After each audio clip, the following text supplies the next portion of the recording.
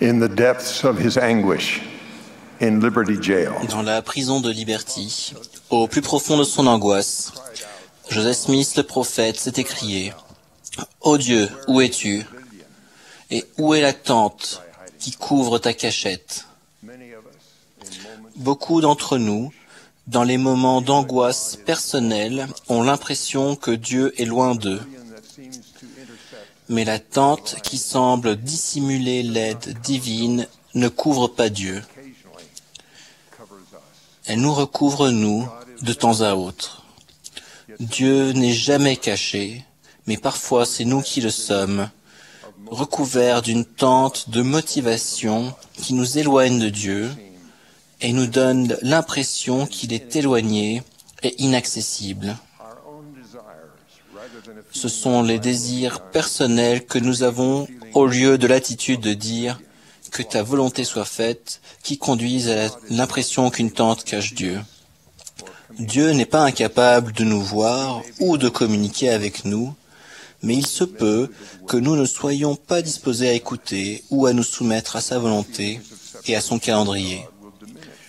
L'impression d'être séparés de Dieu diminue lorsque nous devenons davantage comme des enfants devant lui.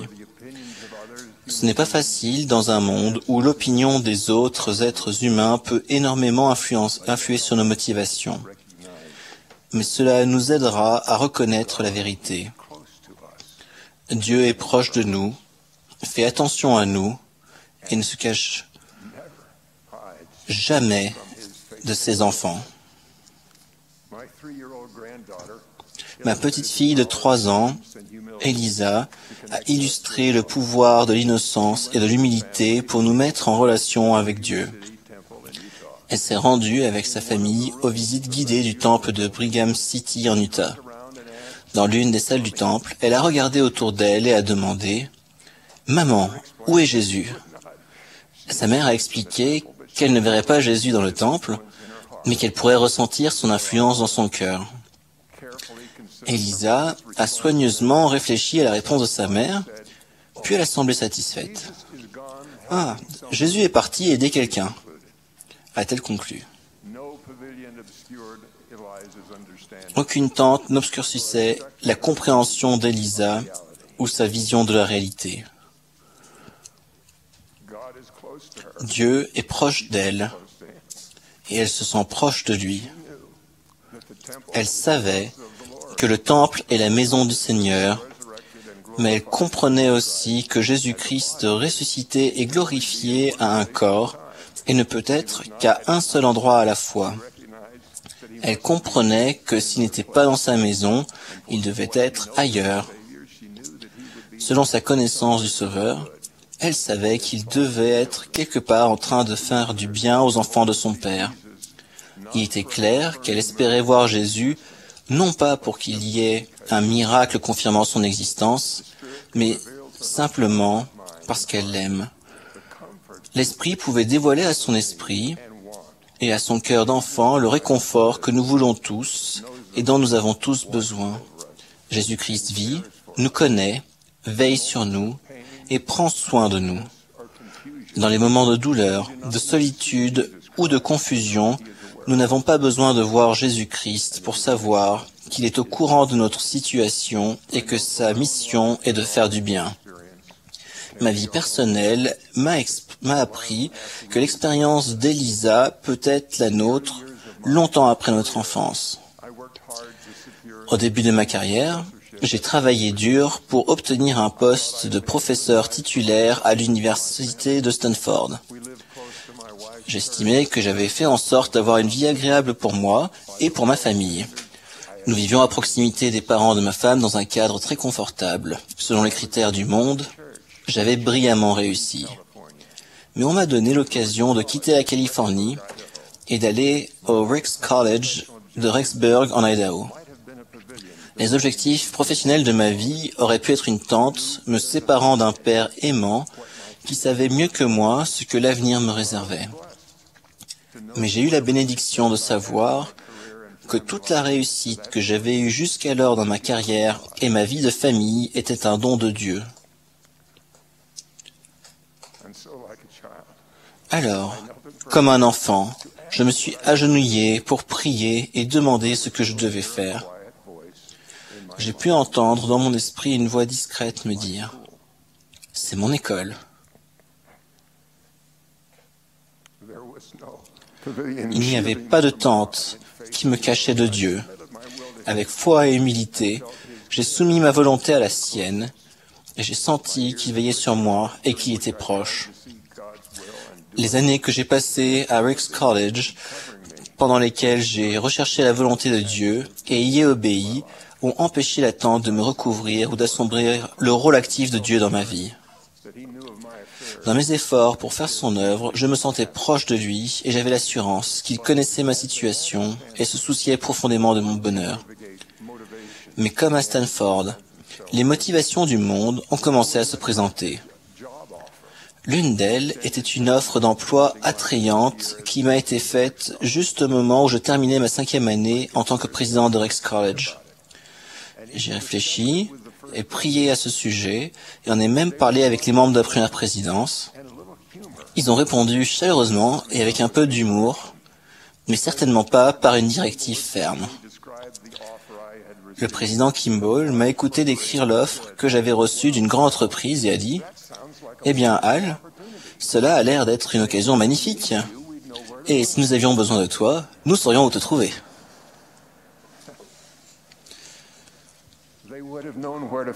Ils auraient su où me trouver, mais mon désir de réussite professionnelle aurait pu créer une tente qui aurait rendu plus difficile pour moi de trouver Dieu et d'écouter et de suivre ses invitations. Ma femme, ayant ressenti cela, a eu la forte impression que nous ne devions pas quitter Ricks College.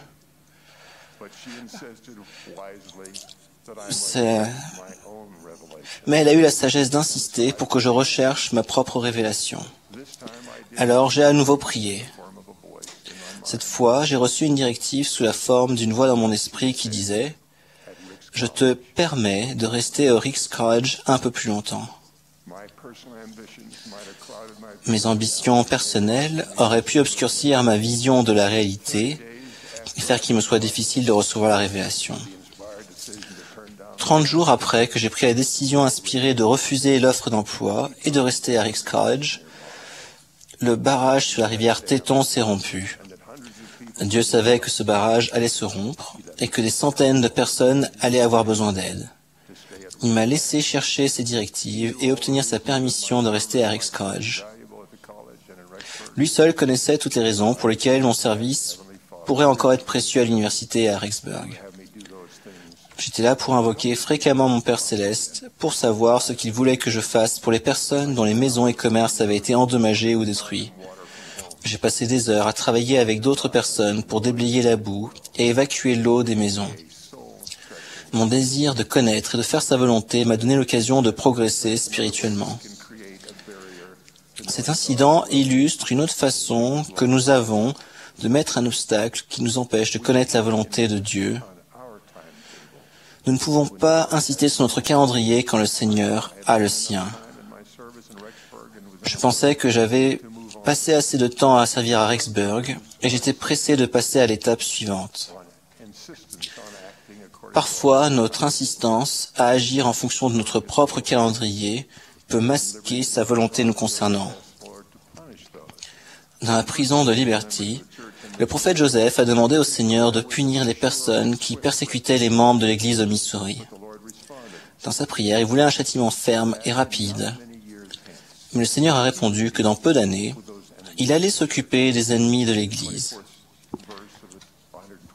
Au 24e verset de la section 121, il dit « Voici, mes yeux voient et connaissent toutes leurs œuvres, et j'ai en réserve un jugement rapide en son temps pour eux tous. Car un temps est désigné pour chaque homme selon ce que seront ses œuvres. » Nous enlevons la tente lorsque nous disons sincèrement en prière « Que ta volonté soit faite » et en ton temps. Son temps doit être suffisamment tôt pour nous puisque nous savons qu'il ne veut que ce qu'il y a de mieux.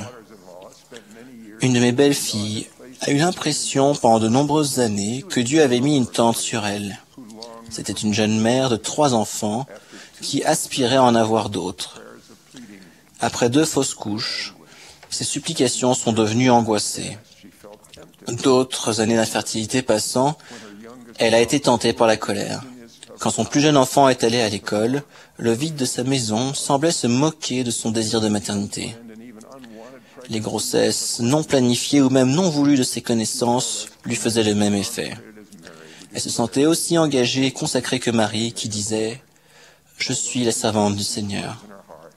Mais elle avait beau dire ces paroles dans son cœur, elle ne pouvait pas entendre de réponse. Espérant lui remonter le moral, son mari l'a invitée à l'accompagner à un voyage d'affaires en Californie. Pendant qu'il assistait à ces réunions, elle marchait le long d'une plage magnifique et déserte. Le cœur prêt à éclater, elle s'est mise à prier à haute voix. Pour la première fois, elle ne demandait pas d'avoir un autre enfant, mais d'accomplir quelque chose pour le Seigneur. Elle s'est écriée « Père Céleste, je te donnerai tout mon temps. S'il te plaît, montre-moi comment l'occuper. » Elle s'est dite prête à emmener sa famille là où on le leur demanderait. Cette prière a produit un sentiment inattendu de paix. Cela n'a pas satisfait sa soif de certitude, mais pour la première fois depuis des années, cela a apaisé son cœur. La prière a enlevé l'attente et a ouvert les excuses des cieux. Moins de 2 semaines plus tard, elle apprenait qu'elle attendait un enfant. Le bébé n'avait qu'1 an quand mon fils et ma belle-fille ont été appelés en mission. Ayant promis qu'elle ferait n'importe quoi et irait n'importe où, elle a repoussé les sentiments de peur et est partie à l'étranger avec ses enfants. Dans le champ de la mission, elle a eu un autre enfant un jour de mutation des missionnaires. Il est indispensable de se soumettre complètement à la volonté des cieux comme l'a fait cette jeune mère pour enlever les tentes spirituelles que nous dressons parfois au-dessus de notre tête. Mais cela ne garantit pas une réponse immédiate à nos prières. Le cœur d'Abraham semble avoir été juste longtemps avant que Sarah mette au monde Isaac et avant qu'ils reçoivent leur terre promise. Les cieux avaient d'autres desseins à accomplir d'abord. Ces desseins consistaient non seulement à édifier la foi d'Abraham et de Sarah, mais aussi à leur enseigner des vérités éternelles qu'ils ont proclamées aux autres sur la longue route tortueuse préparée pour eux. Les délais du Seigneur semblent souvent longs. Certains durent toute la vie. Mais ils sont toujours calculés pour faire du bien. Il n'est pas nécessaire qu'il soit des périodes de solitude, de chagrin ou d'impatience. Bien que son calendrier ne soit pas toujours le nôtre, nous pouvons être sûrs que le Seigneur tient ses promesses. Pour tous ceux d'entre vous qui pensent maintenant qu'il est difficile d'atteindre Dieu, je témoigne que le jour viendra où nous le verrons tous face à face. Tout comme il n'y a rien maintenant qui obscurcisse sa vision de nous, de même, il n'y aura rien qui obscurcira notre vision de lui. Nous nous tiendrons tous en personne devant lui. Comme ma petite fille, nous voulons voir Jésus-Christ maintenant, mais nos retrouvailles avec lui à la barre du jugement seront plus agréables si nous faisons premièrement les choses qui nous le rendent aussi familier que nous le sommes pour lui. En le servant, nous devenons comme lui et nous nous sentons plus proches de lui, tandis que nous nous rapprochons du jour où rien ne nous cachera sa vue. Ce mouvement en direction de Dieu peut être continuel. Le Seigneur enseigne « Venez, vous qui êtes bénis de mon Père, prenez possession du royaume qui vous a été préparé dès la fondation du monde. » Puis il nous dit comment ? « Car j'ai eu faim, et vous m'avez donné à manger. J'ai eu soif, et vous m'avez donné à boire. J'étais étranger, et vous m'avez recueilli. J'étais nu, et vous m'avez vêtu. J'étais malade, et vous m'avez visité. J'étais en prison, et vous êtes venus vers moi. Les justes lui répondront, « Seigneur, quand avons-nous vu avoir faim? Et t'avons-nous donné à manger ou avoir soif? Et t'avons-nous donné à boire? Quand avons-nous vu étranger, et t'avons-nous recueilli, ou nu, et t'avons-nous vêtu?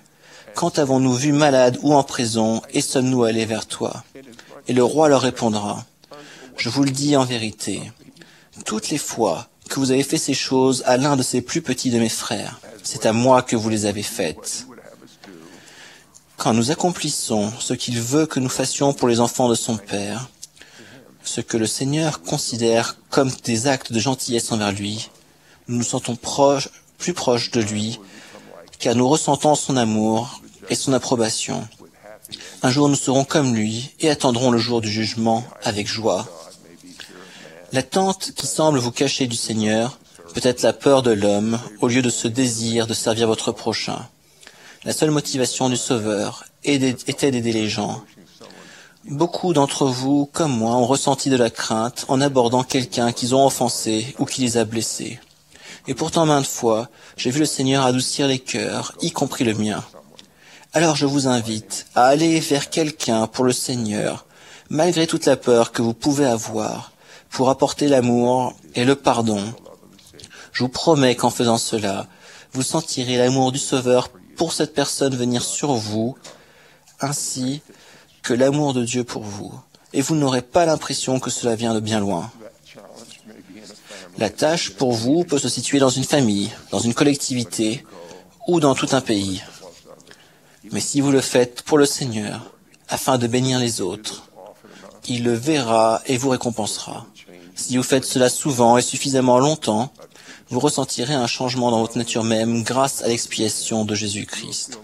Vous ne vous sentirez pas seulement plus proche de lui, mais vous sentirez aussi de plus en plus que vous devenez comme lui.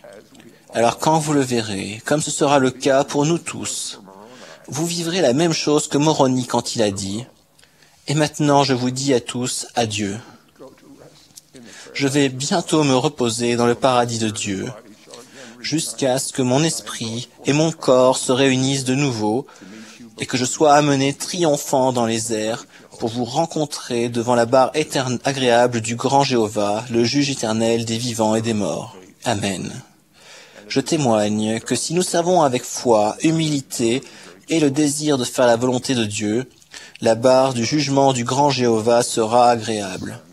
Nous verrons notre Père aimant et son Fils comme il nous voit maintenant, avec une clarté parfaite et un amour parfait. Au nom de Jésus-Christ, Amen.